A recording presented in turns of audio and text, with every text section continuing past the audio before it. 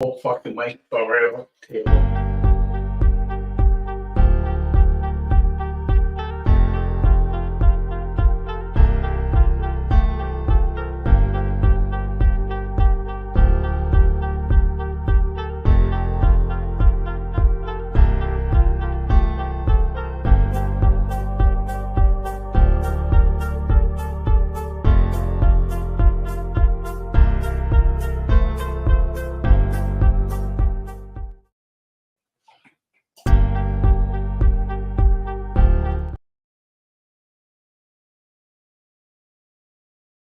What are you doing? There you go.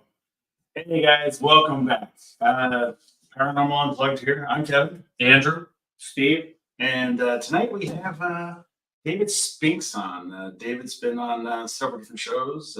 He does UFOs, cryptid creatures, all sorts of stuff like that. So we're going to have him come on in a minute. And how's it going with you guys? I'm going to share this out real quick. Anything new with you guys this week? Anything happening? No, we were up to 3 o'clock this morning. What were you doing at 3 o'clock this morning, Steve? Making sure numbers didn't switch. What numbers were you talking about, Steve? Get old election numbers. Election numbers, yeah, I don't think anything really switched. It's just, well, they switch pretty good. Well, sometimes, yeah. Some things happening, but, you know. But, yeah, we have, what time do you go to bed?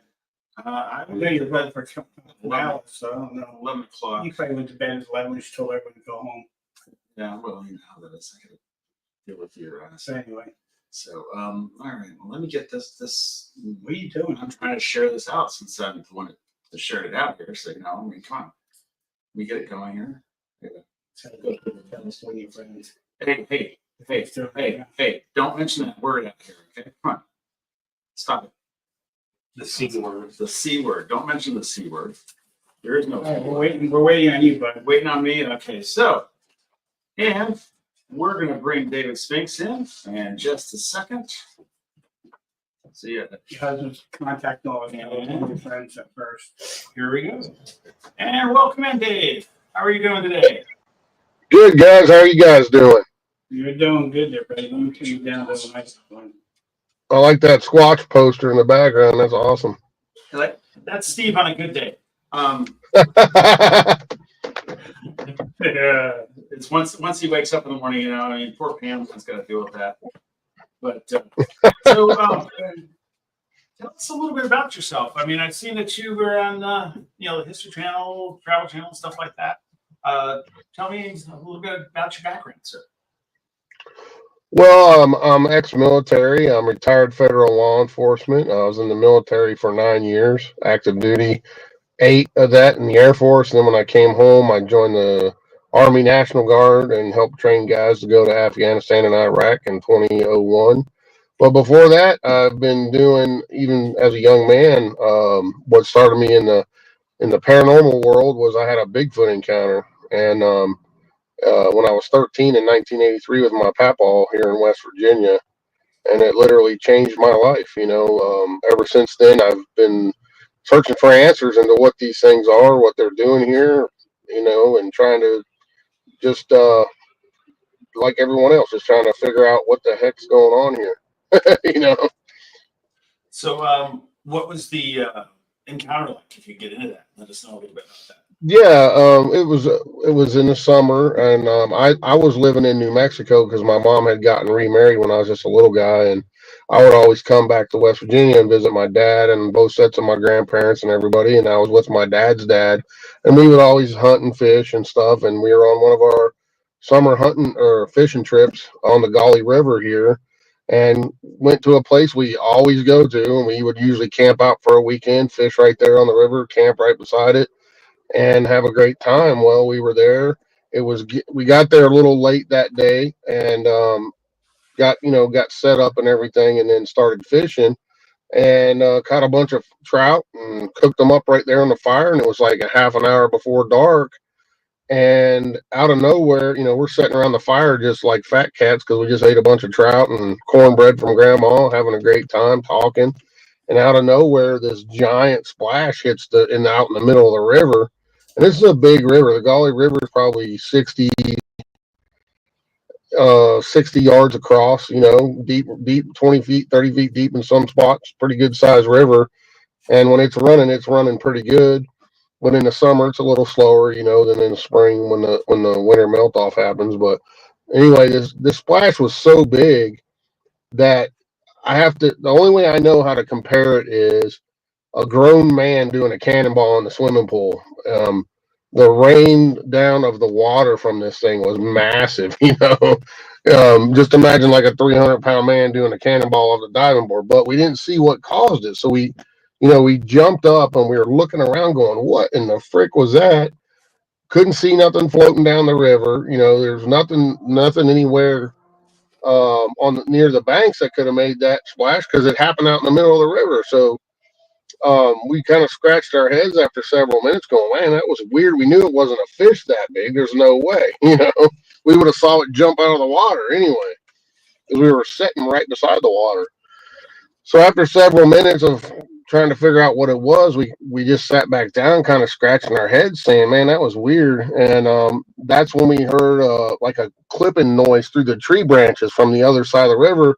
And out of my peripheral vision on my left side, I see a freaking boulder like this big, I can't even show it on the camera here, really, like this big around come up through the tree limbs and out in the middle of the river. Kaboom! Another big splash. So now we jumped up again going, what the frick? And my grandpa, he was in the military. He started second wave at Normandy. He was a medic in World War II, so you can imagine what he saw. He wasn't scared of anything. So in his mind, he's thinking there's people over there, which there wasn't, because that side of the river is almost vertical, man, and it's rock cliffs and stuff in some places, highly dangerous over there. Like if someone went over there to fish and they slipped, they'd be a dead man. Because you're talking 40 to 60 foot sheer rock cliffs and and it's pretty almost vertical in some spots. So he starts yelling across the river, going, "You hoodlums, knock it off, or I'm going to shoot." Because he didn't mess around. He's like, somebody's messing with us. And as soon as he got done saying that, the most god awful guttural howl sound came from over there in the trees. And it's hard to describe unless you've heard it. It's just so, and it was in this massive canyon, so it echoed even louder. It was just horrifying. I was a 13-year-old boy going, what in the hell was that? Because I've been hunting and fishing my whole life, never heard nothing like that ever in the woods. It was just so loud and so powerful and so guttural that it just like froze me in my shoes. I couldn't move. And I looked at my grandpa to see what he's doing, and he's running back toward the tent. So I know, okay, he's going to probably go get the shotgun that we carry for snakes, because there's a lot of snakes on the river there. And he comes running back, and I'm just standing there going, what in the hell do I do? And this thing starts tearing the woods down over there. It's shaking saplings that are 4 or 5 inches around, like they're toothpicks, and they're 40 feet tall. And it's just going, the trees and all the brush over there is just going like that, shaking, and this thing's screaming bloody murder. This guttural howl sound that was horrifying to me. And as this thing's doing that, my grandpa starts loading and shooting that single shot shotgun as fast as he can. And then he yells at me. He says, "Get to the truck, boy." And this is going on for a couple of minutes. He probably cracked off, I don't know, 7, 8 rounds by then. So I run to the truck, and it's kind of parked caddy corner like this from our position. Let's see if you can see my hand. So I go to the front. I go to the front of the truck right here in the front by the front bumper, and I'm squatting down, like peeking around the bumper, watching all this go down. And then when he starts shooting, you can see this thing, whatever it was, you can track it, but we don't see it because we can track it with the weight of the brush moving and the trees shaking, because as it's walking up and away from us, it's literally like tearing the woods down back there. But we haven't seen what this thing is yet at this point. So I'm sitting there watching all this go down, and then the thing comes out into a clearing where there's probably waist high brush for a grown man, really high grassy brush. And that's when we see it. It's a huge humanoid creature covered in reddish hair with like blackish stripes going on it. and its head looks tiny because its shoulders was massive, man. I mean, its shoulders looked as wide as the dash on your truck. I mean, that it was massive, and it was so muscular. You could see the muscle striations under the hair, and it was just massive. It would look like a perfect wedge, and it had really long arms, but it never looked back at us. It just kept walking up and away, hollering and howling, making these horrible sounds. And that's when my grandpa came running, and I've never seen him run. And he grabbed me with one arm, opened the driver's side door, and slung me into the truck cab. If the other door would have been open, I would have flew completely through the truck cab because I smashed against the passenger door. He jumps in and said, "That's not of God, son. We're getting out of here." Now, my grandpa, after the war, became a preacher. He's a Baptist minister for 40 years. So he fires the truck up, and to get down into that place where we were, there's old logging roads, and they're just, I mean, full of giant potholes and mud holes, and we're just banging that truck, the bottoming out, and it sounded like pieces were falling off of it, and he's gunning it as hard as he can to get us out of there. And I got my head buried in my hands like this, crying because I think we're gonna die. We're gonna go off this rock cliff that's over on the other side of the road, or this creature's gonna get us, you know. Because I said, man, I'm thinking to myself, the truck's gonna blow up, or he's gonna break the truck, and then that thing's gonna get us because we're screwed, you know. So finally, it's like a 4 mile drive down in there, and he gets up on the hard road and drives around for like 15 minutes, doesn't say a word, and I'm over here huffing and puffing, boo-hooing, you know, because it traumatized me. And after 15, 20 minutes, he pulled off, and he put his hand on my shoulder and said, "Son, we better not ever tell no one about this. They're going to think we're crazy." And I mean, I could understand that because he's a preacher, you know, and they're going to think we're doing drugs or smoking, you know, drinking, whatever. So for many, many years, I kept that story to myself. And, you know, I also had some other things happen to me paranormally, and I started investigating people's house for hauntings and everything else. But essentially, that Bigfoot sighting is what really changed my life and set me off onto this track of this. And there's a little funny ending to that story. So my grandpa died back, oh God, it's been about 10, 11 years ago now. And I was, you know, everybody asked me that question, what started you doing this? And I always told a different story until, you know, I got more public with it. And I would always say this haunting thing that happened to me, oddly enough, with my other grandfather. But I told my uncle, I said, "Hey, I'm going to start telling this story because I wrote it in a book, and I was going to release the book too. It's called The West Virginia Bigfoot." And I wanted to tell my uncle that I was going to go public with this, and tell him what me and my grandpa saw, you know, because I'm thinking he didn't tell nobody. Well, my uncle, I'm on the phone with him, right? And when I tell him the story, he goes, "Oh, you're talking about that monkey man you and Papa saw way back when you were a kid." And I'm like, "What?" I said, "He told you?" He goes, "Oh, yeah, he told me that like 25 years ago." And I'm like, "Son of a bitch," you know. Here I kept this story quiet because I made a promise to my grandfather, you know. And but he said, "Oh, don't worry about it." He said, my uncle said, he just wanted someone else to know in case something happened to him what you guys saw that day, you know. And I was like, okay, I understand that. But here I was keeping this thing quiet, you know, and he told my uncle, and I was like, I was mad, you know. But yeah, that's what really started me off in this stuff.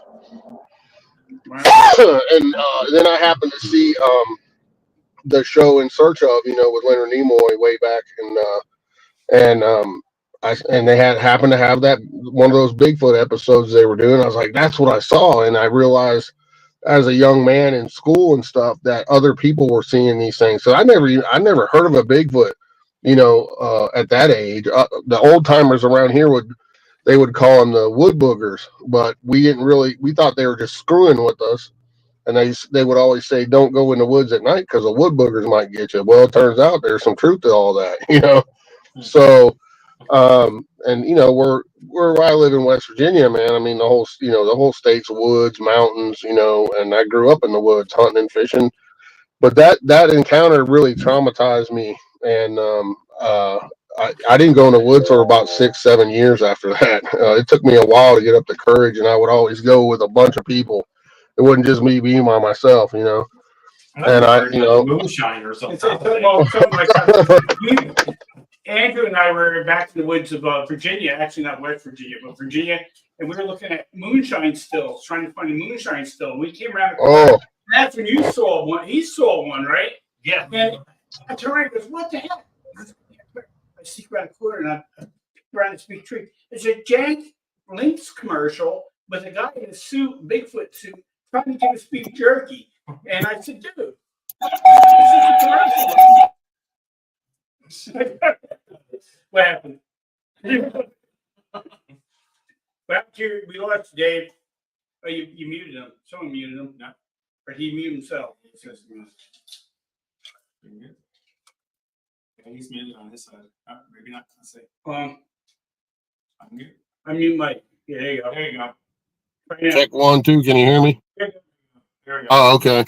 He muted you. I hit it by mistake. Oh, okay. Yeah, but that's that's what started me off, and I used to have nightmares about it. You know that the sound that thing made was so guttural and so heavy and so powerful. Like it was terrifying as a young kid to see something like that. But over the years, I kind of took it as it kind of got pissed because we were in its area and we caught all those fish or something, and it just was like warning us, "Hey, this is my area, get out," or something to that effect. And then I talked to my grandma's brother-in-law, and he was about 5 miles away from that area several years later, and he was out there cutting firewood. And he said he was, he had his chainsaw running, he's cutting wood, and he looked up and he said there was one standing right there in front of him, looking at him. And he said he tripped backwards over and almost cut his leg off with the chainsaw. It scared him so bad, and he left his chainsaw in the woods and hauled butt out of there and never came back. So, did you ever collect any of the footprints or no? What's that? Footprints. Did you collect any of them? Did I find any of them? No, today, your grandfather or whoever.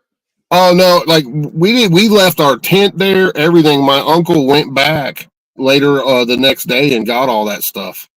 Like we left all of our fishing stuff, camping stuff. We were out of there. And you may have seen the story. It was told on a show called Terror in the Woods first, and then These Woods Are Haunted. And you'll see a little boy and the grandpa. That's my story. But I always tell people, like when I'm at conferences and stuff, I said, how many people have seen that episode of that show? And most of the time, at least half of the crowd has seen it. And I say, well, remember this part and that part? And they're like, yeah, yeah. I said, never happened. I said, that was Hollywood. They added stuff in, and it really pissed me off. Because that was the first TV show I was ever on, telling my story, because they, the Hollywood people, somebody read my book and they wanted me to come on their show and tell the story. And they, it's unfortunate because they acted like we stayed the night. We didn't. We hauled butt out of there. They showed us in a tent for a minute and something pushing on the tent, and then they had stuff in the wrong order. And so, I mean, overall, they did a pretty good job with it, but there was stuff they added in that they didn't need to, and it really peed me off. And I was naive to the whole TV world at that time, and you got to read the fine print when you sign those contracts, because once you sign them, they can do anything they want with your story, and it's very unfortunate. That's crazy. Now, I think Yep. also tell us a little about the Willow. The legacy of the Hunter Willow? Willow Weep. Willow Weep? Willow's Weep. Yeah, Willow's Weep. Yeah. So Willow's Weep, so that's a place out in Cayuga, Indiana. And I had investigated it a few times over the years. And super haunted, negative place, just a very negative place. And I got a call out of the blue one day from the former owner. I became friends with her after I investigated the place several times over the years.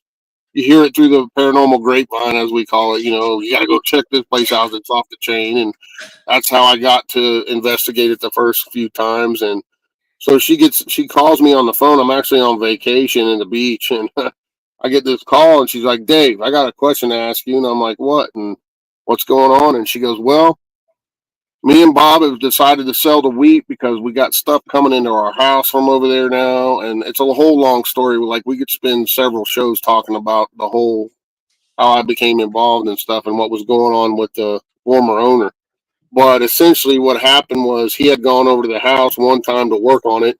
Guy didn't even really believe in the paranormal, but he had an experience where he saw a man and a little girl walk right through the wall, and he was starting to like change his mind about stuff. Well, he went over there to do some work on the house because they were letting groups in to investigate it. And nothing wrong with the man. Had no physical problems. Not ever been in the hospital for any length of time or overnight, for that fact matter.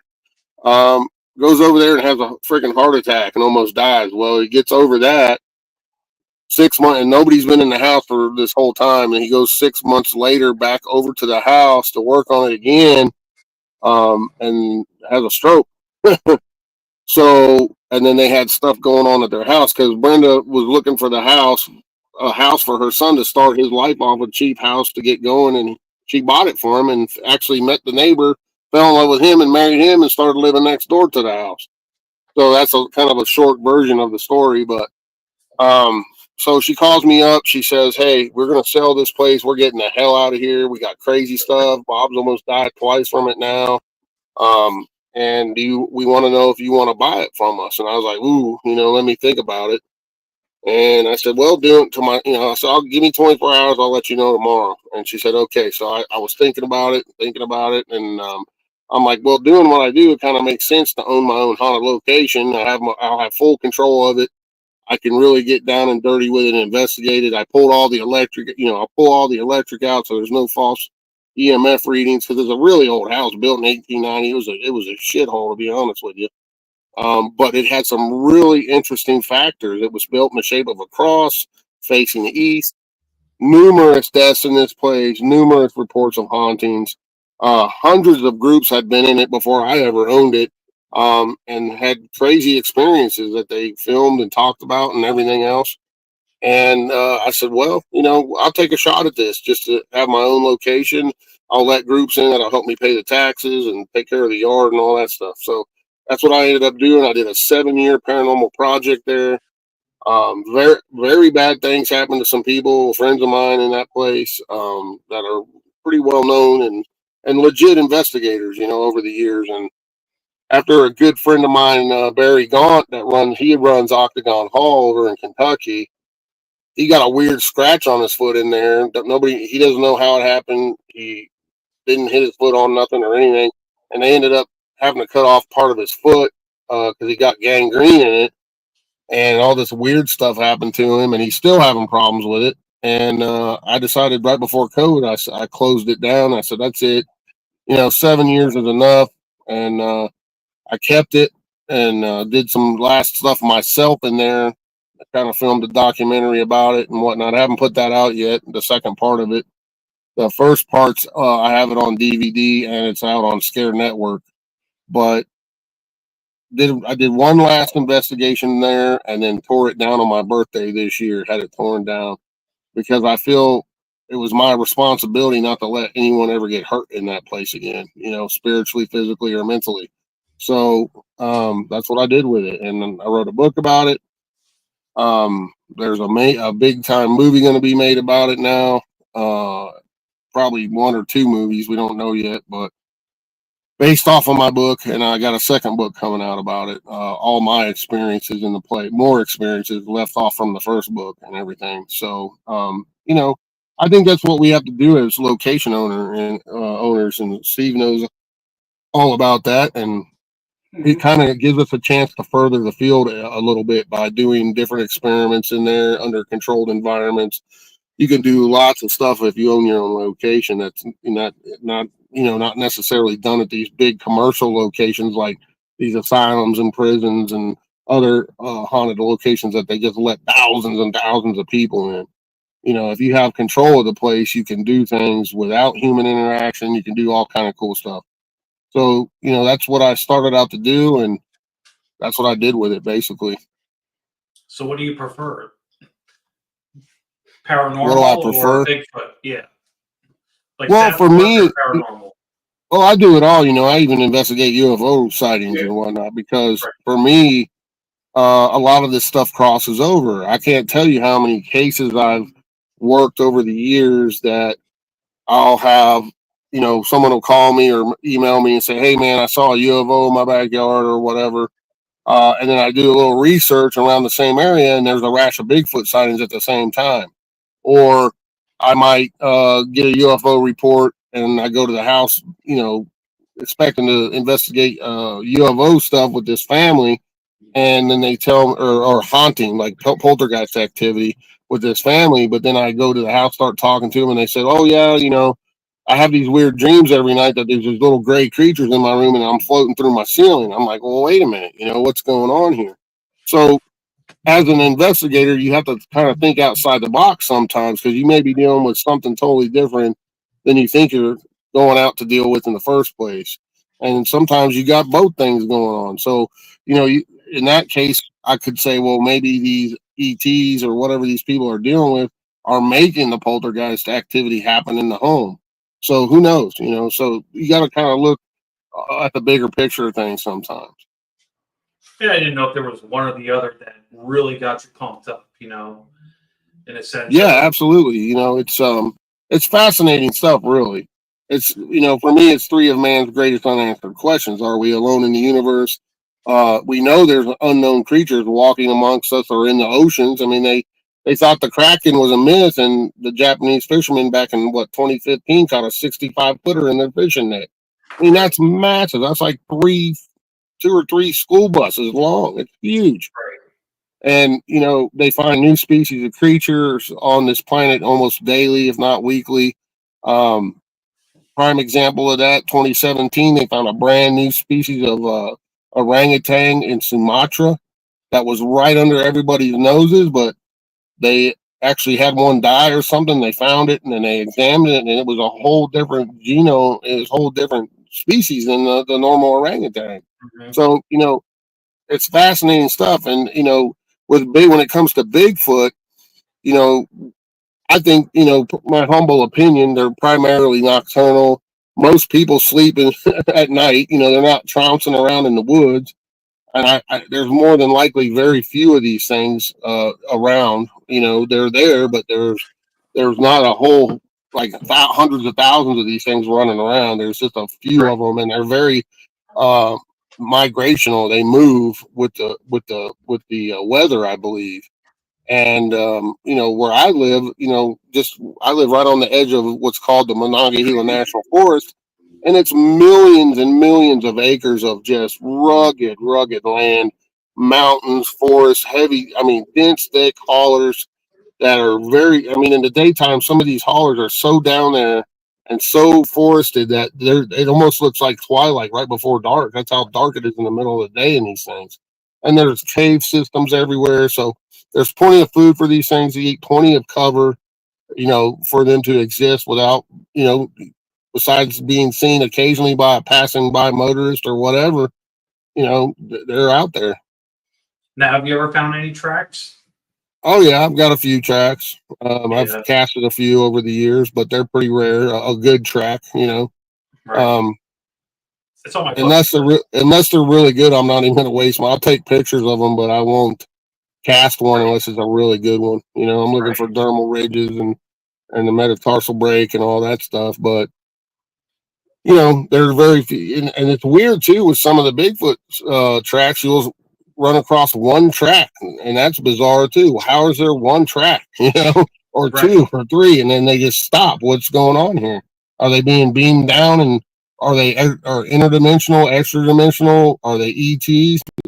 I won't say I know because I don't. Right. Let me get a drink of water. Now, do you think that the UFO and the Bigfoots kind of coincide with the sightings? Do they have what? Do you think Bigfoots and UFOs kind of come together when it's being saw? If you see a UFO and sometimes you see a Bigfoot and you choose around the same time period, On you see that? occasion, yeah, that has been. It's been there's numerous reports like that, and I've actually investigated a few of those where there was both in the same area. Not to say that I know that those are connected, but it's kind of weird. You know what I mean? So what are we dealing with here? I don't know. One of the things I like to do is talk to the Native Americans because they are the oldest people in around. You know, they've documented these things for thousands of years on cave art and everything else.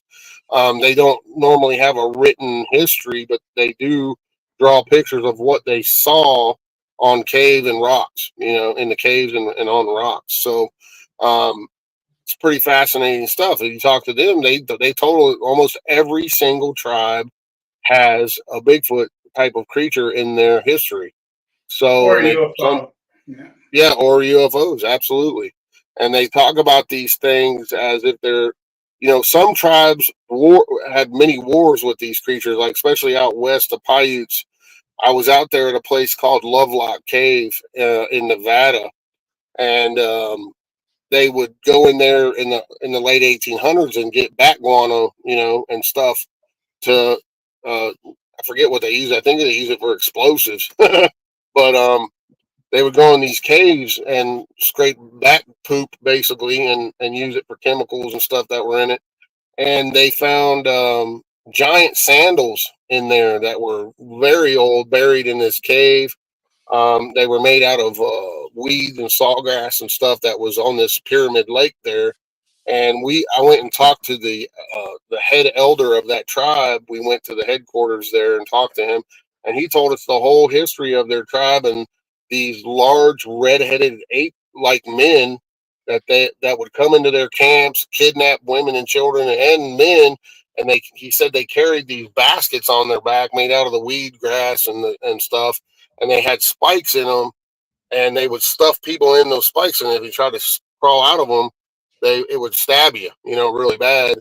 And then they would take them back and eat them. They were cannibals, and they said they fought these creatures for hundreds of years, and they finally got them whittled down to just a few left, and they cornered them in this cave, and it's called Lovelock Cave. And they told them come out and fight, and they said he said one or two of them ran out, and they immediately killed them with their bows and stuff, and then the other one stayed in there, so they just piled wood up and burn them to death, and at the entrance and smoked them out, you know. And you can go in there today and see the soot marks and everything. I mean, it was a huge fire, and these things were said to have lived in this cave.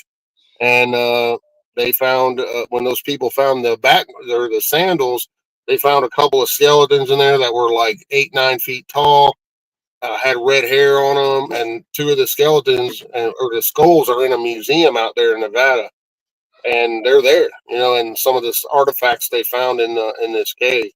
So, and the skulls are massive. They're like you could almost fit one on top of a human head. That's how big they are. And we don't hear that stuff in our history. We're not taught that stuff, you know, because there's some kind of weird cover up going on with all of it. I think that goes on with anything. Anything that's kind of cryptid, there's always some kind of cover up going on with it. Mm-hmm. Stephanie had a question for Dave on there. Trying to read it. Let's see, have you had any negative repercussions from the demo of the house? No, not yet. Not yet. Not yet, no. But what we did was when we tore the house down, I had some people come in and bless the land and the house, and we also got with the local tribe. They came in and did a ceremony and did all that. So I think it'll be all right, you know.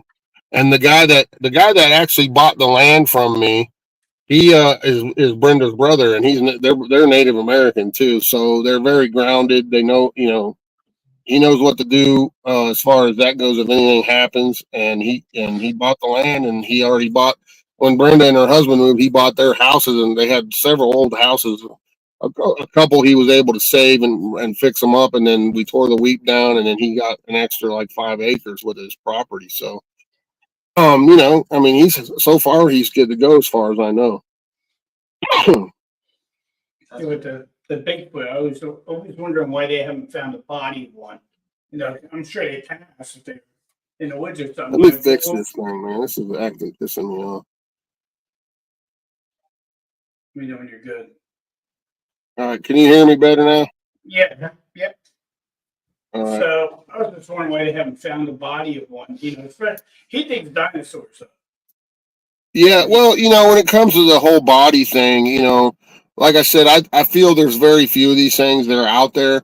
But I'll give you an example. So, like West Virginia, we have a huge black bear population. There's well over 100,000 estimated by the DNR. I see bears all the time in the woods on my hunting lease and all around. But guess what? I've been hunting and fishing in the woods of West Virginia since I've been 5 years old, and I've never seen a bear carcass ever. Same. Yeah, that's true. Same. Yeah, that's true. So, Kind of like you know, elephants. Elephants go to a certain place to die. So even in yeah, and South Dakota, where they have a big mammoth site, I mean, if part of a bone was never exposed, we would have never known it was there. And now, right. there's dozens and dozens of skeletons there. So Mhm. it's probably maybe the same thing. Like maybe they bury their own. We just don't know. Yeah, whatever they are, they're highly intelligent. I mean, otherwise we'd see them more often because they would be walking around in the open. You know what I mean? Right. So, with something that's highly intelligent and they're primarily, I feel, nocturnal, you're not going to see them. And stuff does not last long in the woods. Everything is consumed, even bone, a lot of times because animals need the calcium. So they're gonna, chipmunks, squirrels, they eat bones, and it's just like if you put a human body out there after a year, you might get lucky if you find a few pieces of it, you know. So that's just how it works. It's nature's decomposition is quick.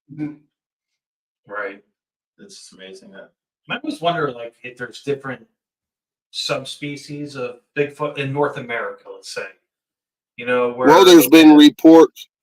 Pacific. Go ahead. I'm sorry, I can Northwest barely hear you guys for some reason. I don't know what's going on. I'm saying if there's different from the Pacific Northwest to, let's say, the Eastern, the Appalachia. If there's different species, whereas, the one you had said you saw had kind of reddish hair. And then when you think of Bigfoot, you think of black hair or brown hair, and, or some 8 foot tall or some 6 foot tall. Just like humans, we're all different in our own ways, but just curious if there's different variations of them out there. Well, there's definitely different variations because we've all seen reports. There's some that have like a golden hair, a yellow hair, like a blonde. There's red ones, black ones, red with black, brown. So whether they're a different subspecies, I don't know. But around the world, I believe there definitely is different subspecies because you got the Yeti. That's a Bigfoot, it's white in color because it lives primarily up in higher elevations and blends in with the snow. It's like other animals; they kind of adapt to their environment. So, whether in North America, I don't know. There's different reports of different colored ones, different sized ones. Of course, that could be just an adult and a youth. I took a report right down from my house. It's in my book. A woman came out to drink coffee in her coffee area, her breakfast area of her house, and she lives right on the river there. And she looked out the window, and there was a big one and a little one bending down in the river drinking water. Was that a kid and an adult? Maybe, I don't know. More than likely, yeah. I mean, they have to have.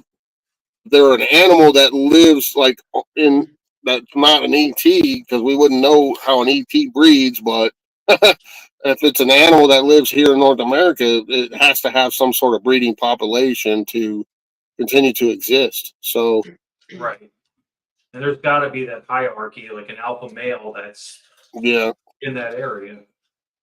Yeah, I'm just curious. Yep. I would love to go and investigate one of those. It's not like, I want to do it with somebody that actually, it's not like a paid thing, like if you go to, we're going to go to a ghost tour in Gettysburg, and it's like, oh, did you hear that? Oh, did you hear that? And they make up bullshit. You want to go out with somebody that knows the woods, knows the territory, like somebody like yourself, and be like, all right, let's go find this thing or go listen. And that's, to me, those are the experiences that's validated for me. Well, one of my favorite places I like to hunt Bigfoot, so to speak, is in the Mon, where I told you guys it's millions of acres and it's very rural, very rugged. There's places out there that man probably has never stepped foot in, to be honest with you. That's how remote it is. And when I was younger, in my 20s and in really, really good shape, I would go out there and hike in 5 to 10 miles and spend 2 or 3 days out there.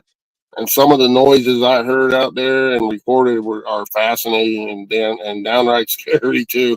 You would hear like there's many times I'd hear a group of coyotes all yapping out there and chasing down prey, and then I would hear this whoa coming from way far away, but all the coyotes and the whole woods would just shut down and everything would stop, and you were like, it was the hair on the back of your neck would just stand up, going, "What the hell was that?" Right. And I never saw another one since then, but I've heard things that were pretty crazy out there. And it's not people. And I've taken reports over the years for my book. First book I put out, I got another book I'm working on with some more reports and interviews I've done with people out from the Mon that had some pretty hair raising experiences camping out there and hiking and stuff. So, there's something going on out there, and that's a prime location for a creature such as Bigfoot to live in peace, really, because there's just no people out there. Right. And it's national forest too, so you can't really do much in the national forest unless have you you ever have kind of permits. dialed in, like in these national forests? Have you ever kind of dialed into a certain area where I mean, like, okay, this is where I'm going to go. This is where I know I've Oh yeah, found like tracks or yeah, I have a map, like a topo map of different ones of the area, and I'll stick pins in it when I take a report of roughly in the area that the person told me, and I look for those clusters, and right, those are areas that I've gone into and spent some serious time in over the years, and had heard those screams and yells and different things like that, going wow, because right, it's no people out there. There's just not people out there that can make a noise like that. First of all, and if right, there was, they wouldn't be out there running around making that noise. No reason to. right. And it's just one of those places, and those things definitely they move between West Virginia and PA a lot. They go up into the Chestnut Ridge area in PA. That's another hot spot. That Okay. I've done a lot of work up there and stuff with Eric Altman and Stan Gordon over the years, and they take me up to some of their hot spots, and we'll go out there and do stuff as well. But like they're very nomadic, I think, and they move to where the food is during different seasons, and just generally in places where there's not a lot of people. Sometimes they get seen because they're crossing a road or whatever. Right. Now, what area did you say it was? Pond bank up here. I just moved from Wyoming, so I'm still learning the area in a sense.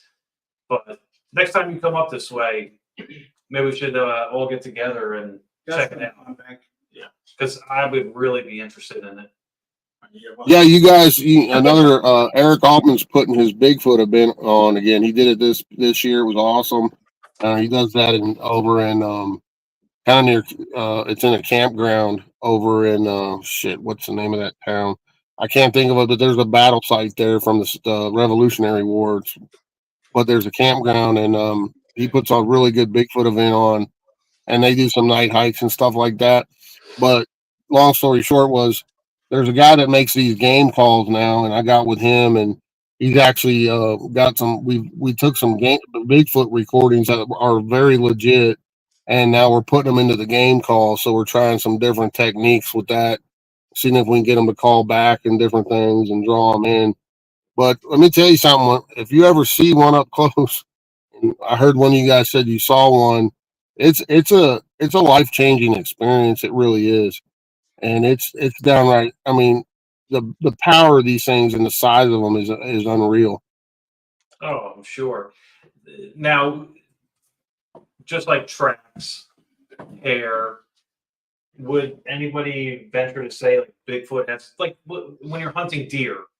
Like you're going to use estrus or something like that. Now, is there a certain time of the year like these animals, or I mean, if they're mammals, maybe they're in heat all the time, but if they give off these certain scents. So if you walk into the woods blindly and you're like, yeah, I know that smell, I'm just, again, this is all new to me. So I'm just trying to figure it out. And that's, a hunter. I know what I'm looking for when I'm hunting animals, but I know Well, nothing about a Bigfoot. I've never smelt one, but I've interviewed numerous people. Down in Florida, they call them the skunk ape, but for a reason. They smell like a dirty, dirty skunk. Just a Right. horrendous smell. They said once you smell it, you'll never forget it. The one I saw was 60 yards away, so I couldn't smell it. But Right. and I didn't stick around to find out, man. But We can always just steal it. numerous people they've reported, and there's all kinds of accounts of the smell of these things.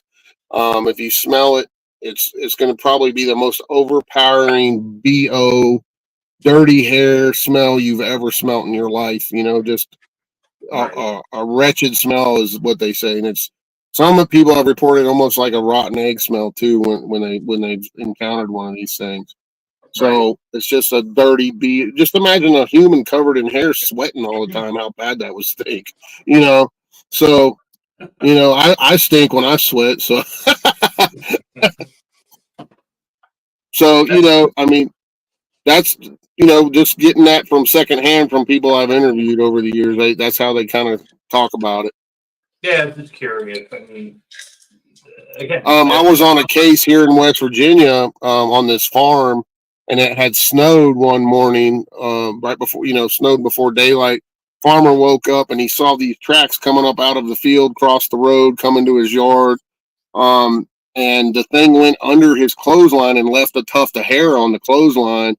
So we gathered that, bagged it. I called he called the sheriff because these things were howling and making the noise like I reported, in the tree line behind his house all night long, and it scared the hell out of him and his kid.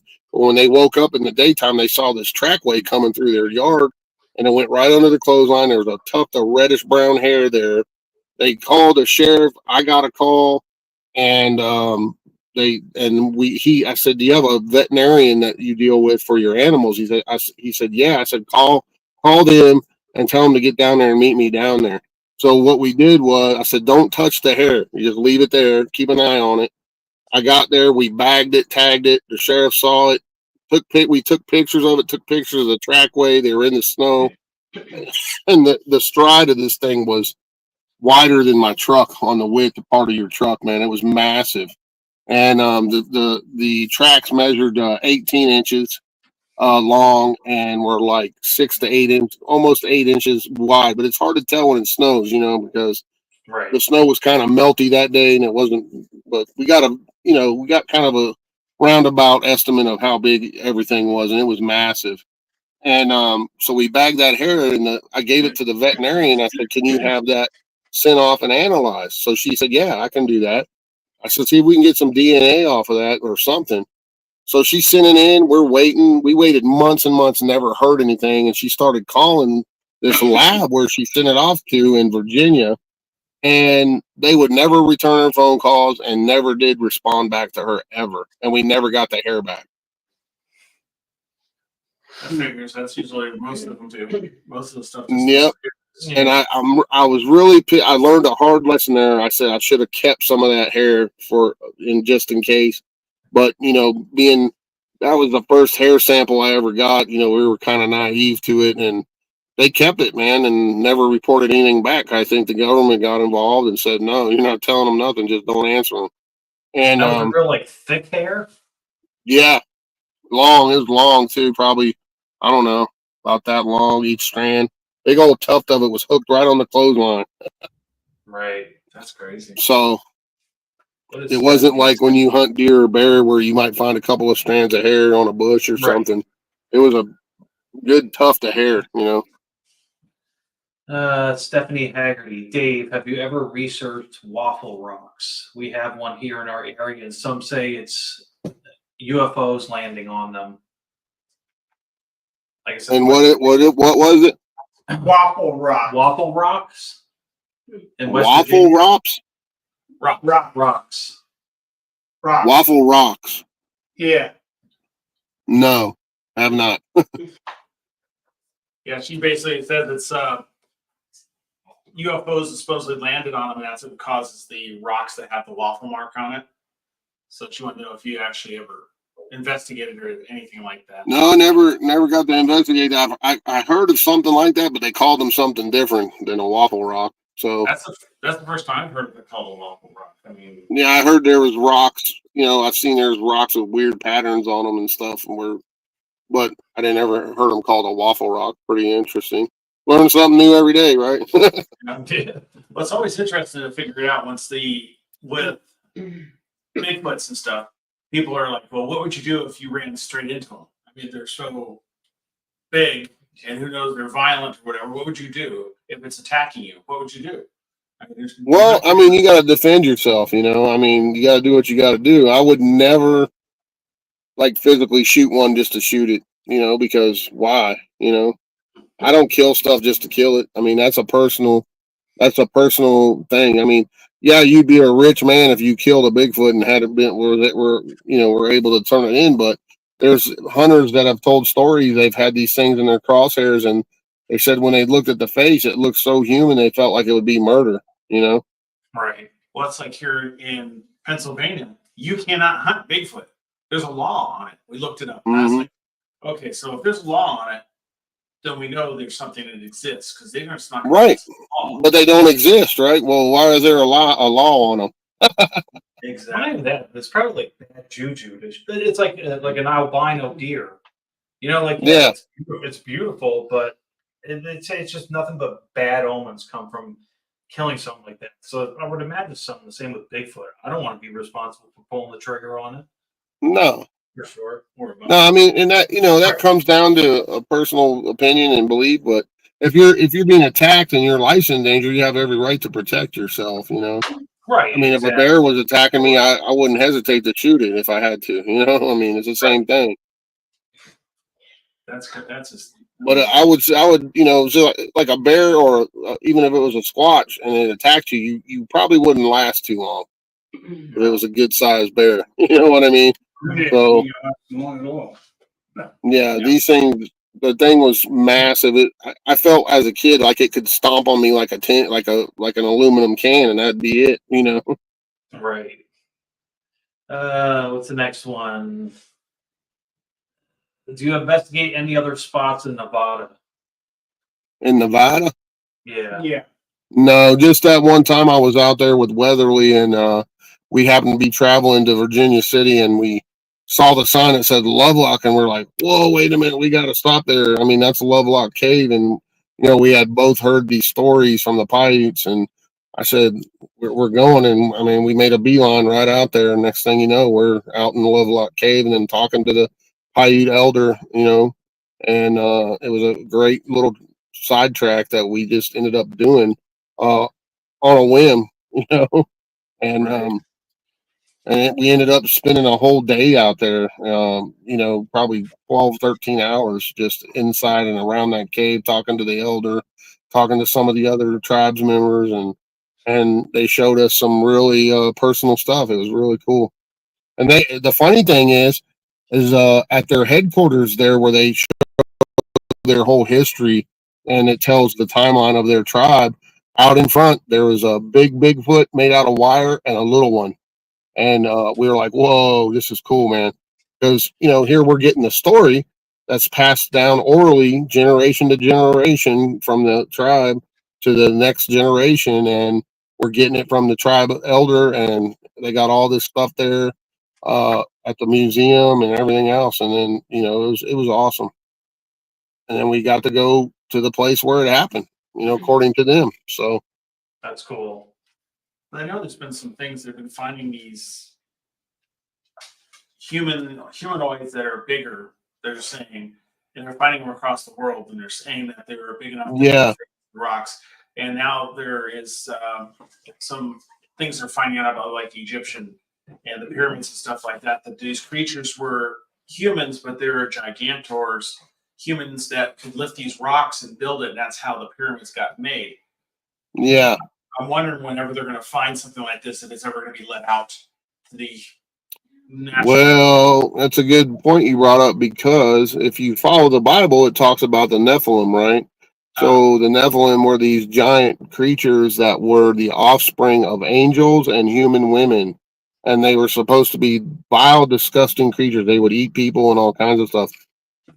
In more modern times, in the late 1800s and 1900s, in Pennsylvania, in West Virginia, in the mounds, the Native American mounds, they found giant skeletons all over the country, and in Ohio, West Virginia, Pennsylvania, out west, these giant skeletons, 8, 9, 10, all the way up to 15 feet tall, were dug out of these Native American mounds. And whenever they would find one, like they'd be building a road and they'd find this random giant skeleton. Well, within 24 hours or so, there'd be government agents there. They would take the skeletons and nobody knows what happened to them. And if you do some of the research on that, they literally took thousands of these skeletons and they put them on ships and went out in the ocean and dumped them in the Atlantic Ocean.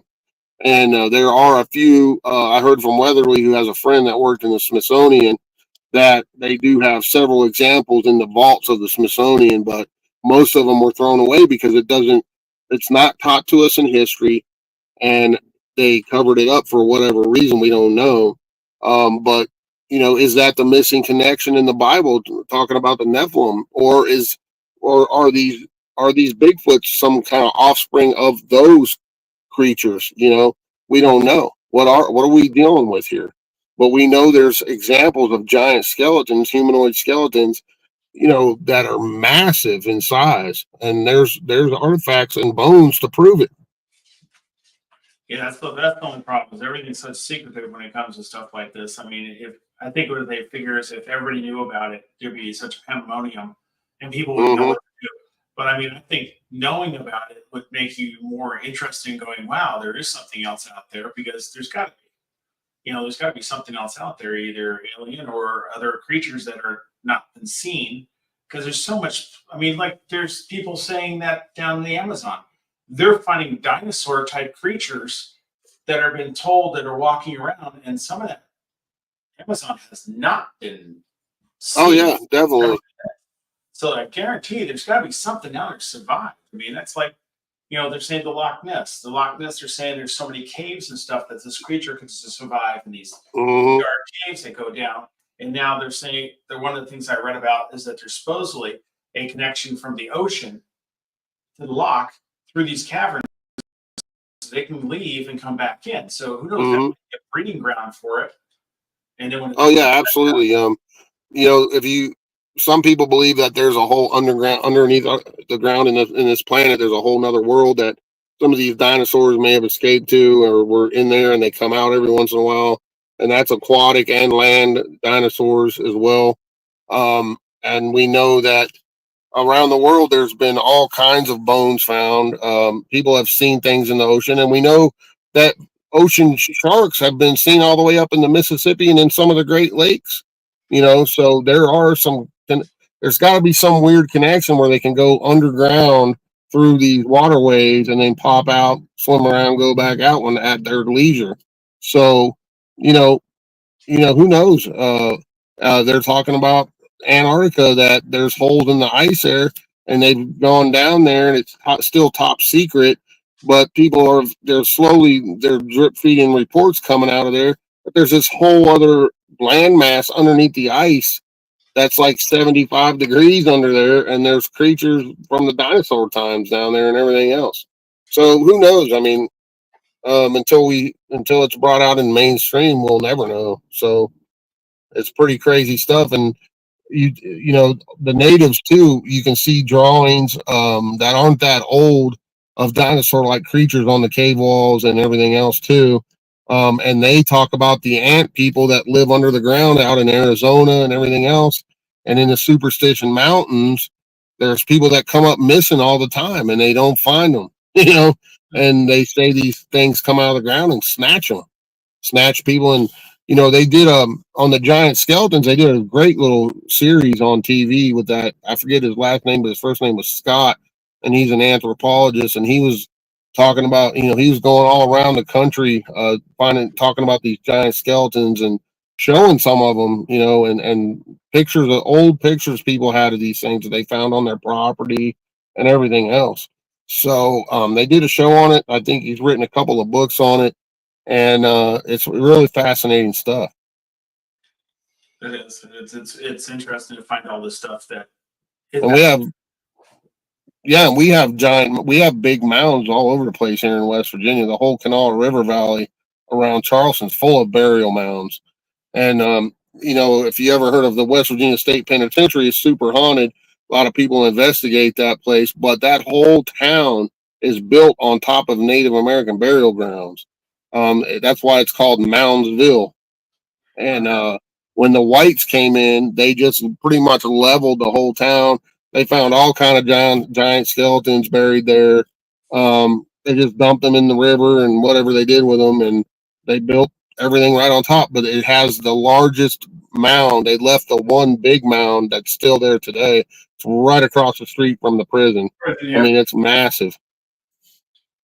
And there was giant skeletons found in that one too. There's no way of going digging it up because it's a Indian. Yeah, it's much bigger than anybody realizes, the cover up that's going on with all of that. And it's unfortunate because that's part of our history, and we need to know about it. That's true. You don't know And there may be a Bigfoot connection there. Who knows? You don't know anyone that does hypnosis, do you? What is it, Steve? Anyone does hypnosis? You know anyone that does it? That does what? Hypnosis. I guess my mic's on. Yeah, I do. I know a couple people. Okay, we're gonna need someone. What? I'll talk to you about it later. I got. Oh, okay. You were talking about. You talked about someone went back to the UFO segment. You had someone that floated. You said they remember just floating and going up into the sky or something like that. Yeah. That happened to me when I was a kid. Like 4 times I'd float out my window.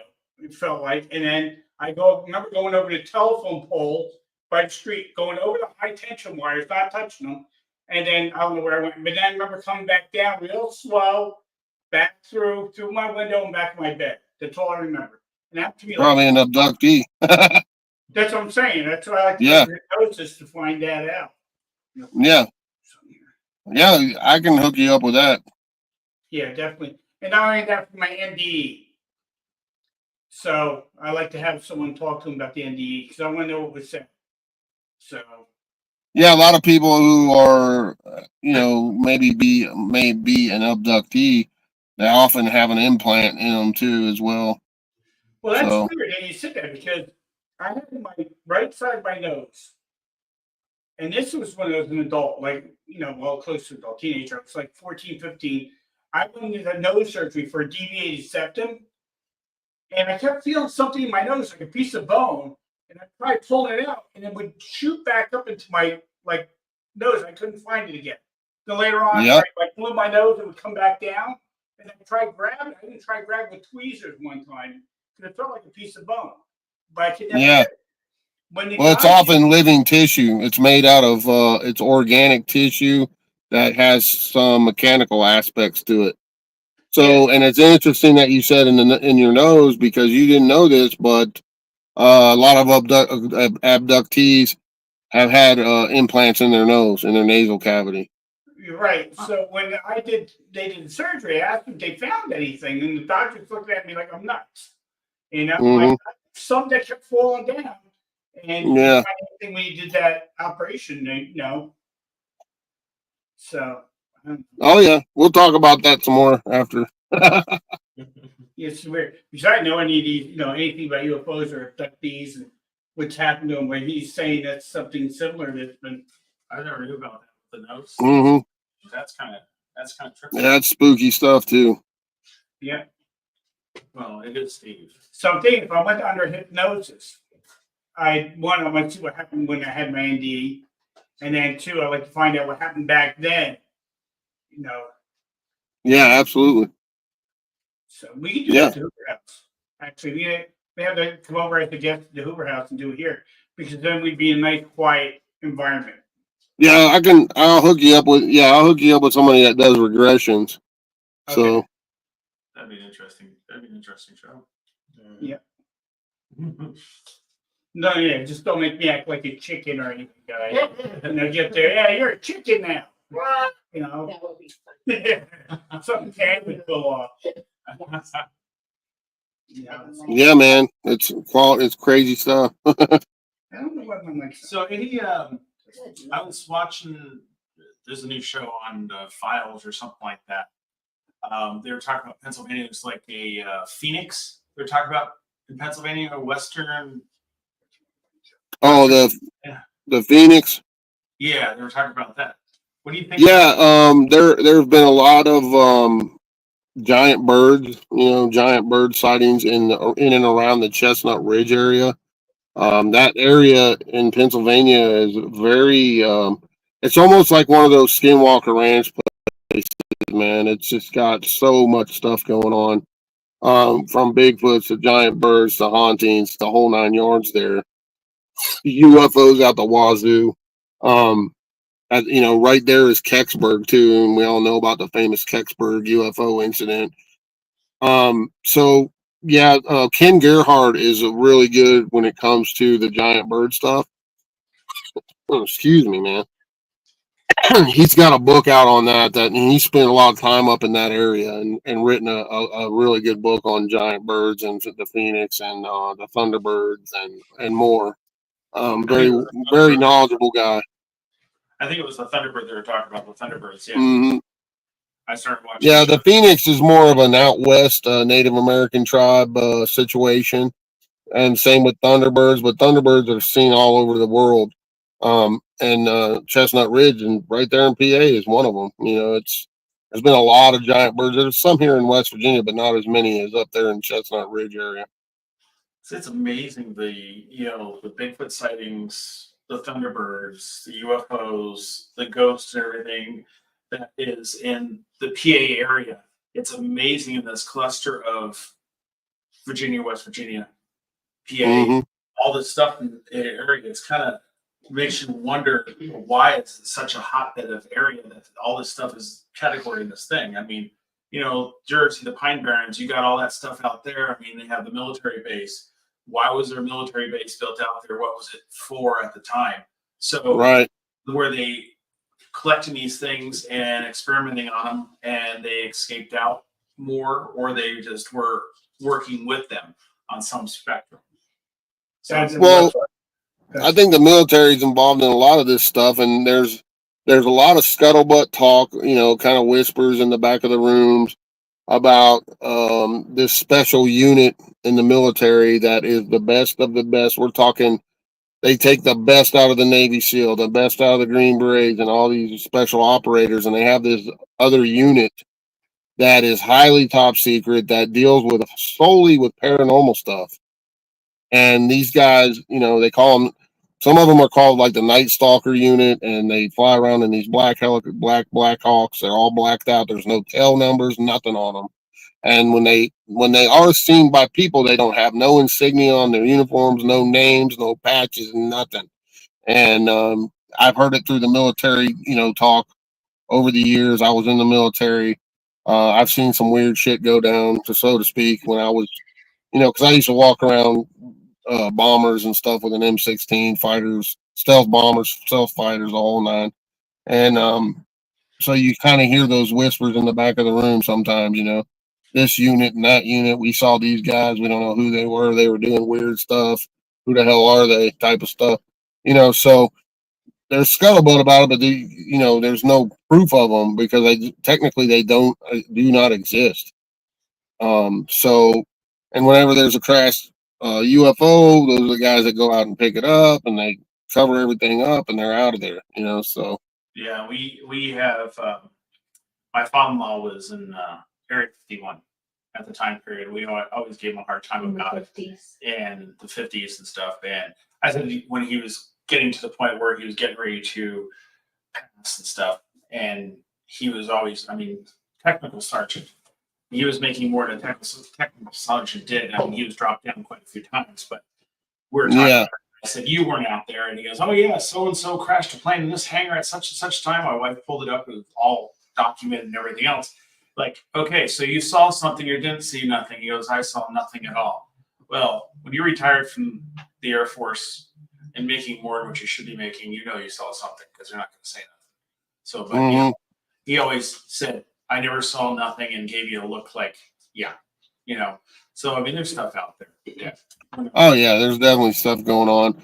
There's more whistleblower stuff going to be coming out real soon from government operatives and stuff. There's a new documentary on Netflix with George Knapp. I want to watch it. It's coming out this Friday, I think. I highly recommend that. You know, George Knapp, he's the one that had Bob Lazar break the news to him about Area 51 way back when, and he's still doing it, man. So there's a lot of good people. There's been people killed over these things, man, talking about them over the years. Well, it's And funny, like even Kim, my wife, she was in the Air Force and she was in Okinawa for all her time, and her job on the books was radio communications, but really she had a TS clearance and she was going in, and I want to say like partaking in the interviewing of like pilots that would have experiences while they were out. But I guess because she's under these non-disclosures, she can't talk about things. She's like, if I do, something could happen, per se. So I never asked, you know what I mean? But it's just, I always catch her like outside, like looking up at the stars or looking up at the sky, and yeah, like I know there's some type of connection there, but you'll have to pick her brain on. Do you think the people that are abducted are chosen? yeah, I do. I think there's something in their DNA that's compatible for whatever they're doing with us. There's something going on with it. Like in my case, I grew up on Air Force bases because my stepdad was there. I was at Kirtland, New Mexico, all through my childhood, and then when I was in the Air Force, I was out at Tucson at Davis Monthan Air Force Base, and I happened to be there during the Phoenix Lights incident, and that's a whole nother show. So, but yeah, I saw some pretty wild stuff when growing up out there, and some stuff happened when my stepdad was in that blew my mind. On a particular incident there at the base one night, and so there's definitely stuff going on with that, man, and it's you got to use common sense with this stuff because there's with the new telescope they have out in space. I mean, they're finding Earth-like planets daily now, daily, and people that are way smarter than any of us all put together have come up with mathematical equations saying there's more Earth-like planets than there are sands of grain on a beach. So do the math. Obviously, there's the likelihood of there being other intelligent beings out there is far more for than against. And even if you are a hardcore Christian Bible thumper, just because it doesn't say it in the Bible doesn't mean those God didn't create another race of beings or 10 or 20 or 1. We don't know. But the mathematical part of it, use your brain. The chances are there are some intelligent species of other beings out there. And they're probably millions of more years advanced or hundreds of thousands or 10,000. We don't know what kind of materials are on their planet that they've been able to manipulate and create spacecraft or whatever, because they're much older than us and smarter, obviously. So we're like little redheaded stepchild kids that are playing with nuclear weapons and blowing ourselves up. They're out traveling the universe doing whatever they're doing. So and they every now and then I think they've probably been here the whole time. They're probably underwater, in the oceans and underground. Who knows? But they're probably keeping a close eye on us because we're dumbasses. Yeah. We're like monkeys playing around with fireworks. So Especially if the Indians back in the time brought them on rock walls and stuff like that. They've been here for a long time. Well, yeah, The Egyptians, yeah, that's what I'm saying. Hieroglyphs, they have things on there chiseled out. I was watching and Joe Rogan the other night, and he had Trump on there, and he started asking Trump about releasing documents, the Kennedy files and everything else. He goes, "So, I know you probably asked this more times than anything else. Do you know there's aliens and UFOs?" And he goes, "I've sat in and I've heard things," and that's as far as he went on it. He goes, "Will you release that stuff?" And he goes, "I don't know." there's certain things he won't be able to release, but there's other things he will. I think our government's talking to the other aliens, whatever.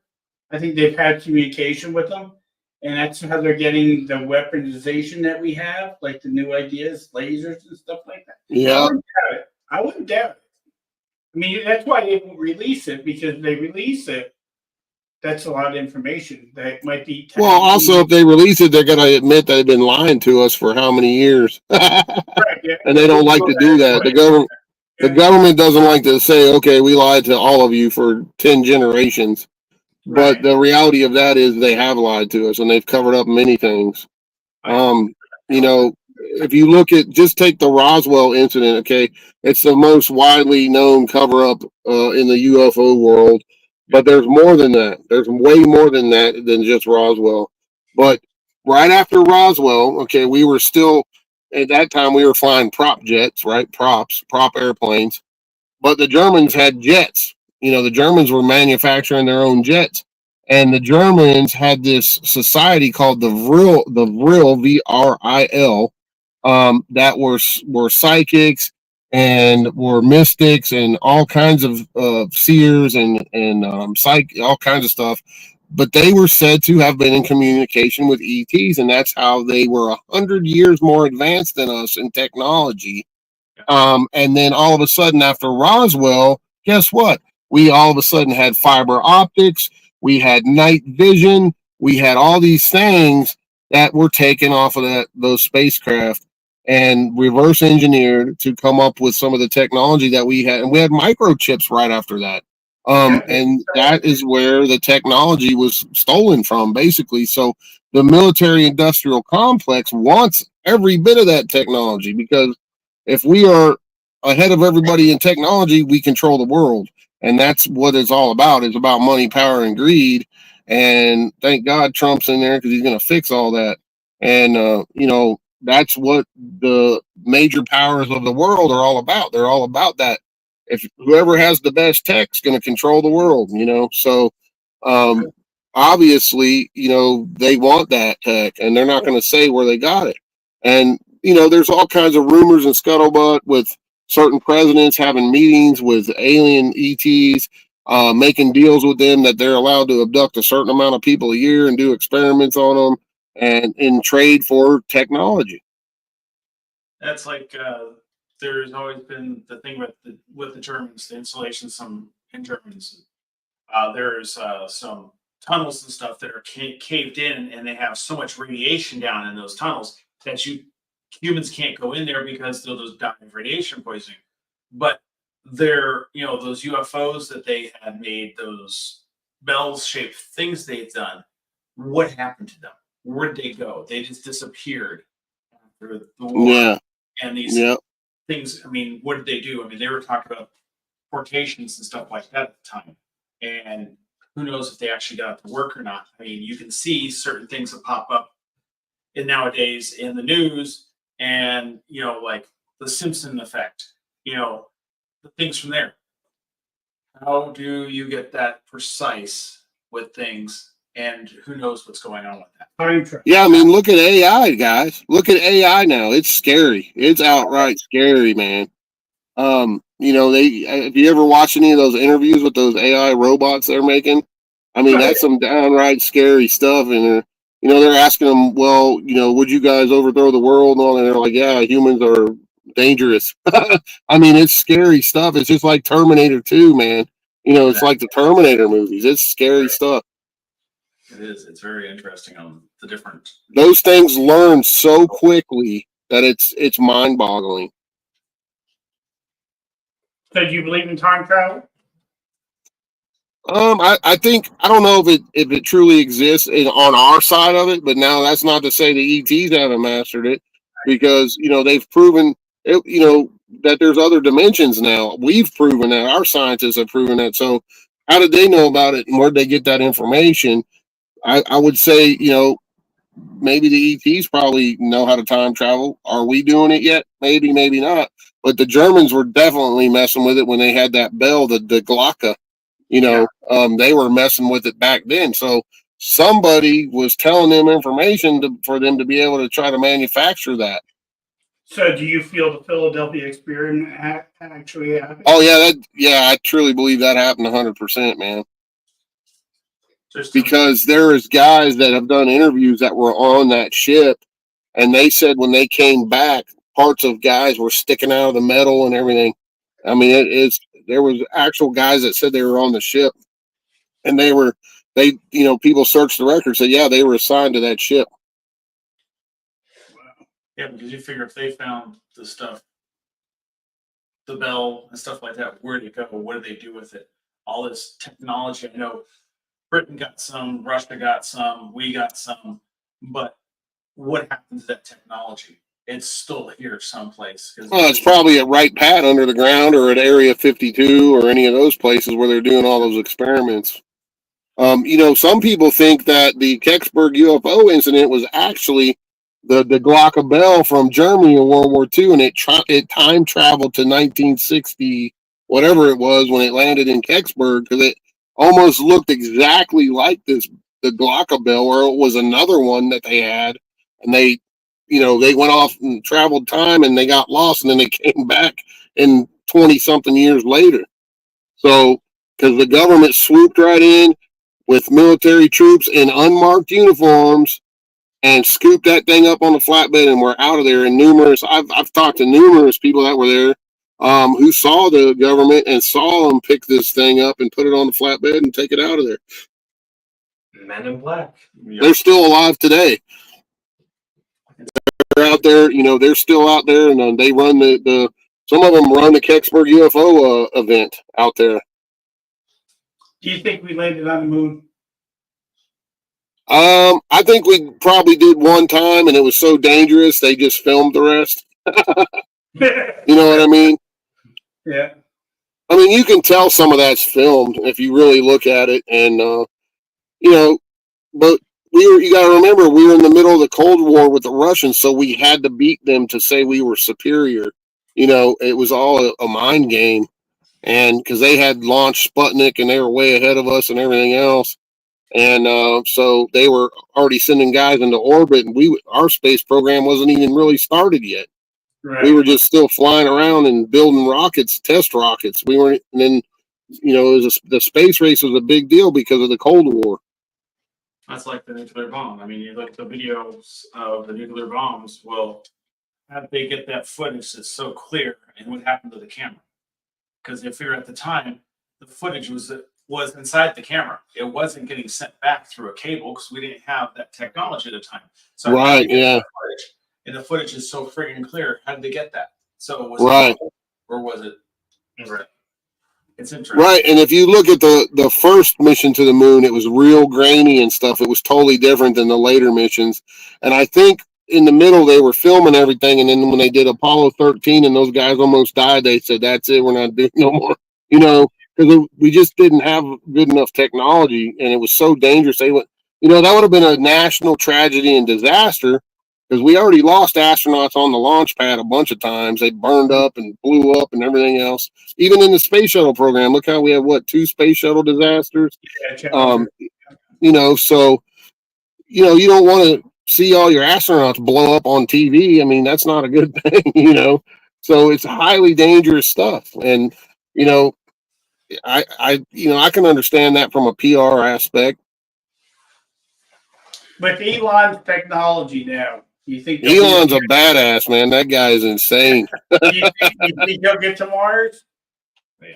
I think he will, man. I think they're going to do. I mean, I think he's going to build a base on the moon that'll serve as a launching point for the Mars missions. And I mean, look what he can do with his rockets now. I mean, they fly in, he can control them, and all kind of crazy stuff. Yeah. Land them back where they took off from on a dime. Yeah, how long it take him for that technology to where NASA's had technology for since the 60s, right? Well, that's the thing, see, because the government has so much red tape, it takes 5 times the amount of workers and everything to get stuff done, and all these government contracts. It's just like, remember on Independence Day when his dad said, "You don't think it costs $500 for a hammer, do you?" Because the government contract, it's all bureaucracy and red tape, so we end up paying 100 times more than we need to. So you got a guy like Elon who's got all the money in the world. He can do it much cheaper and more efficient and quicker, because when the government bureaucracy and the red tape's involved, and you got all these people with their hands in the cookie jar wanting handouts and money, these government contractors, it creates just a cluster. And that's why it was so hard and so expensive for NASA, because you had all these different people with their hand out and wanting pieces of that contract and that contract. So you can imagine if you had 10 different organizations involved in one thing in the program, how much of a mess and nightmare that would be. Instead, you got, like with Elon, he has one team and they all know what their job is, and he's got the money, and they make it happen very efficiently and quickly, and they're doing a phenomenal job. He'll probably make it an AI Trump. So when Trump's up there, shoot at it. Yeah, I mean, it's phenomenal, man. I mean, they're talking now, he's talking about building this thing for airliners. So say if you're cruising along, taking a trip, right, in an airplane, and all of a sudden the plane's going down, it actually takes the whole passenger compartment and separates it from the rest of the plane, and it parachutes down and everybody lit. That's how it should have been in the first damn place. But they would rather pay a dead victim's family $1 million than try to, because it costs so much money, because it's 20 different organizations involved. You know what I mean? Mm-hmm. That's crazy. It is. Yeah. But yeah, it's cool stuff, man. I can't wait to see what he does, man. It's going to be awesome. Yeah, it's going to be very interesting to see what comes out now from this. I mean, Elon, I don't know about you guys, but he kind of looks like an alien to me anyway. True. Very true. You wonder where he gets all his technology from, right? Well, yeah. Yeah, they interviewed his mom, and his mom was talking about how he was very in himself. He wasn't outgoing or anything else. And he was in school and stuff like that. He's in college and stuff, and he's like, I can't do this anymore. And he started getting into this other stuff, and that's when everything just started clicking. And she goes, he's super, super smart. He's one of the smartest people she's ever known. And supposedly he doesn't even have a house. He has like a trailer or something he lives in. Yeah. He doesn't believe in having a big building or a big house. It's not what he's after. He just wants the knowledge and the technology to move on forward. That's the smartest thing to do. Well, I don't know if you guys saw that too. He said, now that Trump won, he said, guess what, guys? He goes, the plan we have already for this, within his first 6 months, he's going to save $2 trillion in government expenses. Mm-hmm. $2 trillion right off the bat after they make these cuts. Oh, yeah. Gonna be interesting. Yep. I can't wait. Any other questions you guys have? No. Pretty much. But yeah, man, those, if you guys are interested, like the Bigfoot stuff, look into the giants and the Nephilim. Look into that show that I was telling you about. It's fascinating stuff. And for me, I think there may be a connection there somehow, some way. If not, still, we had giant skeletons roaming the United States at one point. Some of the tribes have it in, they said that a full-grown Native American would come up to the knees of some of these giants, man. Damn. It's crazy. Oh, and also there's a story in Afghanistan I forgot to tell you guys about. So this special forces unit was out on a long-range recon mission. They came across this cave system, and they go to check this cave out to see if there's any Taliban and stuff, been using this cave for weapon storage or whatever. And inside the cave, there's this giant, a red-headed giant, and they had this whole fight with this thing. It like killed 3 of their guys. They called in backup, and they said they took an unreal amount of firepower to take this thing down. So there's all kinds of stories out there, about these giants, even into modern day. We're talking recently in Afghanistan, when we were over there fighting that war. So. And there's some stories from Russian troops dealing with some giants out there way back when they had that war with Afghanistan. Mm-hmm. And another fascinating thing you can look up is during Vietnam, our troops, there's a whole bunch of them that have come out. The one guy wrote a book about it. They called them the rock apes, which is what a Bigfoot. They had firefights, taking out these Bigfoots there in the jungles of Vietnam too. Yeah. So, and then I saw another story. There was an Army unit that were doing maneuvers out in the Pacific Northwest back in the 80s. And this guy was on an interview on a Bigfoot show I saw years ago. And he said they watched a whole family of these Bigfoots parallel them all night long up on a ridge. And, they had them in night vision scopes and everything. And he said, yeah, man, there was like 6 or 8 of them, and they paralleled us all night. He goes, it was the scariest shit I ever saw. And he said these things were massive, you know. So there, when you now, what does a guy like that have to gain from telling that story? Nothing. And you got to take those take those stories into account, because these are people coming out that have a reputation. They're trained observers. They're military members. They have no reason to come out and tell this story. The only, they're going to be ridiculed. They're going to be made fun of, possibly lose their rank and their jobs. But they had such a life-changing experience that they have to tell that story. And they're everywhere. There's stories like that everywhere. You could take 20 minutes of your day and research it, and you'll find them. You'll find those stories out there all over the place. That's the rabbit hole you go down. Yeah. And there's countless police officers and highly trained people that have no reason to tell that story other than it was a life-changing experience. They have nothing to gain from it. And there's untold amounts of them. You can find them all over the place. You just do a little bit of research on the web, you'll find them. And these are good people that have nothing to gain by sharing their experience. Right. That's cool. Well, good. Well, I think we're going to wrap it up here tonight. Thank you very much, All right, sir, man. for coming on, and appreciate you sharing your stories with us. And we'll have to bring you back on later down the road, and you can share the book done. We'll find that out. Anytime, guys. I enjoy it. I'll talk about this stuff all night, every day, man. I love it. How can someone get a hold of you, Dave? They might You can go to my website. It's www.davespinkspI.com. You can see all the events I'm appearing at around the country every year. I usually start posting them around January for the upcoming year. You can get on there, see all the books I've written. I've got new books coming out very shortly. A new book called Beyond Mothman. It's about all my investigations in and around Point Pleasant. And more. I got a bunch of books. I've got like 5 books in the works, 2 coming out in the next couple of months. And everything I do is on my website. Of course, my social media is all over the place. If you just Google my name, you'll see there's about 5 pages or 5 or more pages with all the stuff, different podcasts and everything else, different TV shows. I'm filming a new movie right now with Christopher Garantano called A Haunting We Will Go. It's part of his Off to the Witch series of new movies he's putting out. And if you don't know who he is, he did the Montauk movie. He also did Strange World on Travel Channel and Dark Files on Travel Channel. Phenomenal film director and filmmaker, man. The guy's really good.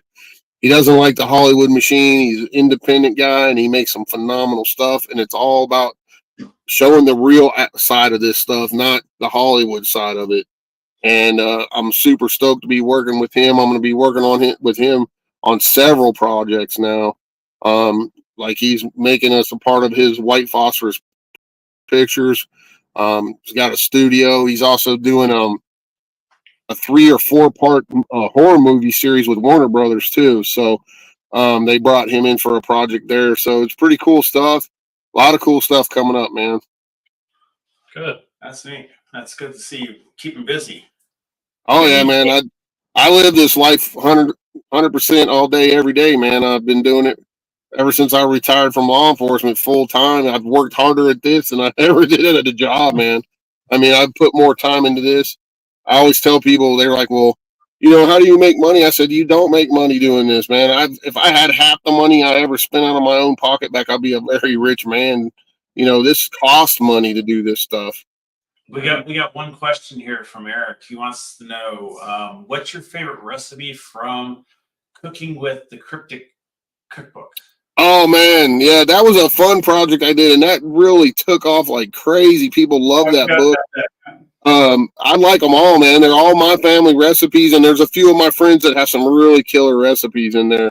There's wild game in there. There's everything in there, and that book did so well that I'm doing Cooking with Spirits next and Cooking with Aliens after that. And we'll probably come back and do another volume 2 of Cooking with Cryptids. But I love to cook and eat, man. I smoke stuff, I grill stuff, I do it all. And I said, I wonder if anyone ever did a cryptid or a monster cookbook. And I started searching the web for one. Didn't find one. I said, you know what? I'm going to do one. And I had a friend of mine, Ron Lanham, who's a phenomenal artist. I said, I want it in a comic book style. And this is what I want on it. And I told him, and he made it happen. And he went so deep in the artwork, man, that he went back and found the colors of the old comic books on the computer from the 50s and 60s and 70s. And he utilized that and made an old style comic book, made me a comic book character and put me in the corner.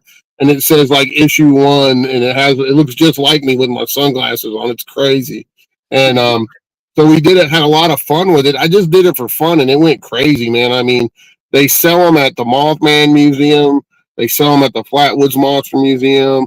I sell out of them at every event I do. It's my second best-selling book now, my cookbook, a fun book I did. But it's just one of those things that just was off the cuff, and then people love it. But all the recipes are really good home recipes. All I did was give them monster names, and then I give them a paragraph or so about that particular monster, and then you get the recipe.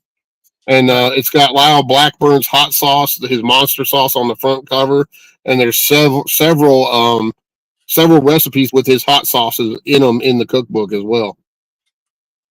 Okay. It's creative. That is. That's neat. Yeah, it blew my mind how crazy people went over that thing, man. Right. Now in the next one with Cooking with Spirits, we're gonna have my good friend Barry Kirch, who's the drummer of Shinedown. He's gonna have some of his recipes in there, and I'm looking forward to that. He's a phenomenal cook too, and he's a hellacious drummer. If you guys know who the band Shinedown is, very famous band, been around for a long time. So look forward to that one too, having some of his stuff. If you watch his Instagram, he's always cooking stuff right on his Instagram, and now Shinedown has their own like 5 different flavors of hot sauce, and they're really freaking good too, man. So if you like hot sauce, I highly recommend getting on Shinedown's website and ordering some. It's awesome. And he actually owns his own coffee company called Spartan Brews with another veteran friend of ours, and he makes my Dave Spinks Bigfoot blend coffee. So I have my own coffee made from Barry Kirch's coffee company. Oh wow, that's cool. Yeah, and you can order that from me too. So if you want coffee, just email me. I'm gonna be opening up my Dave Spinks World of Weird store on my website, since we don't have the real store anymore. I closed that down. It's just too much to try to run a store and do what I do. But we'll have all those products on the online store shortly. Good. So you can get the Bigfoot coffee. It's high quality gourmet coffee, phenomenal stuff. Yeah, and I sell it at events too, guys. I sell out of that stuff like crazy, man. You have the website for that page when it comes out? Yeah, it's not on my website yet, but it will be shortly. Okay. Sounds good. Can you send me some dates when you get up here to the Hoover House, like we talked before, like a couple months ago? Yeah, I'll bring you guys some next time we come up, Steve. I'll bring you some coffee and stuff. Yeah, but send me some dates that you can get up here. Yeah, we will. I'm gonna do to get that book going that we talked about. The Beyond Mothman book? Yeah. Yeah, that'll be out probably in about a month and a half, 2 months max. Good. Sounds good. And Pam's got one of the cookbooks. I brought her one last time I was up there. Which she was Pam, probably on the shelf in the living room where people can read it. Well, from one vet to another, happy Veterans Day to you coming up, sir. Hey, you too. Thanks for your service, brother. Thank you. Thank you guys. Thank you for your service. You Yeah. know what we do. Yeah, give me some dates when you get up here and visit, and I might go a couple things over with you. For sure, brother. Will do. Thanks for having me on, guys. Appreciate it. Yeah, Thanks, thank you. We'll talk to you You got soon. All right. Have a good night. All right, you too. Bye. Bye-bye. All right, guys. Well, that's been a very interesting show tonight. We hit a lot of different things, and we didn't put any commercials in tonight, so we kind of do run a couple commercials before we signed off here tonight. So let's get those in there, and here we go.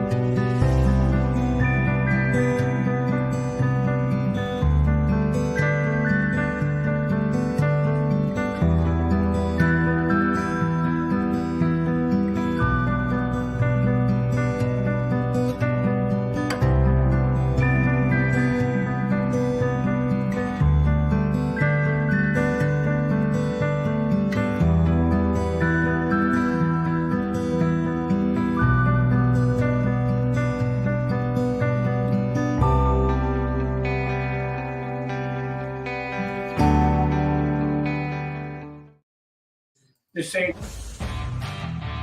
Urban Edge, a distinctive edge your tattoo needs.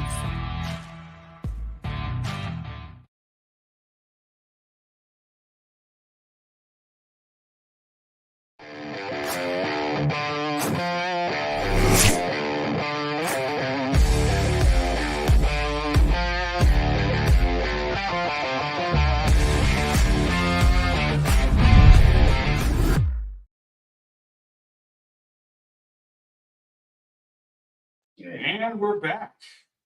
All right, guys. Well, thanks for watching. Keep stay tuned. We'll have some more shows coming up here. We don't know what we're doing next week yet. We'll figure it out. It'll be a surprise. We'll see what happens there. Gotta stay safe out there and take care of each other. Yeah. You know, always thank a veteran. Don't forget. Yes. Always thank a veteran. Yeah. All right, guys. All right. Good night. Good night. Good night. Take care, guys.